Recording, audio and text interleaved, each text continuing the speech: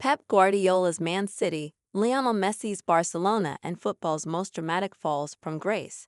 With Pep Guardiola's great Manchester City side unraveling, Goal looks back at the demise of other era-defining teams and coaches.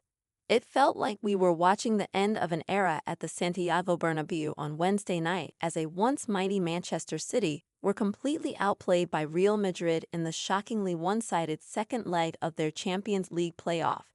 And Pep Guardiola concurred. Nothing is eternal, the Catalan coach acknowledged after his team's 6-3 aggregate defeat. We have been extraordinarily extraordinary in the past, but not anymore. Indeed, City are no longer one of the dominant forces in football. And what's shocking about their decline is how sudden it has been. They've gone from a fourth consecutive Premier League title to fighting for fourth place in less than a year. However, if history has taught us anything, it's that all great reigns must come to an end. Sometimes, it's a long, painfully protracted process. On other occasions, it seems to happen almost overnight. But there's always a moment, a match, a move, or a managerial change that signals the loss of something that can never be replaced. Below, Goal runs through some of the most dramatic falls from grace in football. Arsene Wenger's Arsenal. It was seriously sad to see an Arsenal follower holding a sign that read "Enough is enough" during his side's Premier League clash with Chelsea at Stamford Bridge just a month into the 2017-18 season.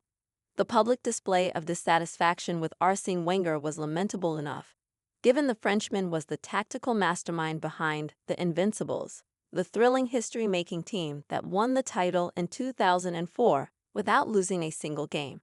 But what was particularly depressing was the realization that the supporter could bring that placard to the ground safe in the knowledge that Arsenal would fail to win, and that his fellow fans would share the sentiment.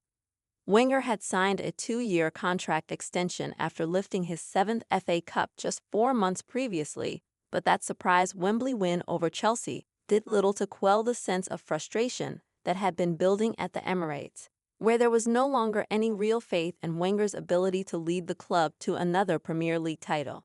They were probably right, in fairness. Wenger and Arsenal had arguably never really been the same following David Dane's acrimonious exit in 2007 and the Gunners finished 6th at the end of 2017-18 campaign, punctuated by constant cries from the crowd of "Wenger out." However, the man who undeniably changed English football for the better after his arrival in 1996 later admitted that he was bitterly upset by the fact that he was forced out with a year still left to run on his contract. The hostility of a section of the fans and the board was unjustified, he said in an interview with The Guardian in 2020. "I felt as if I'd built the training center and the stadium myself brick by brick. It was very hard, very brutal. Arsenal was a matter of life and death to me, and without it, there were some very lonely, very painful moments.